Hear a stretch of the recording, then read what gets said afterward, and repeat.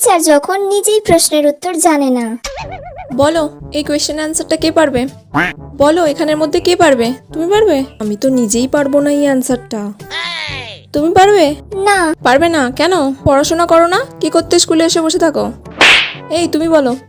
দূর বাবা, কেউ তো একটা উত্তরও বলতে পারছে না, আর কতক্ষণ এইভাবে চালাবো? বেলটাও পড়ছে না যে ক্লাস থেকে বেরিয়ে যাব, ভালো লাগে না। বলো। এই তোমরা সবাই প্রাইভেট কার কাছে পড়তে যাও? ম্যাম আপনার কাছেই।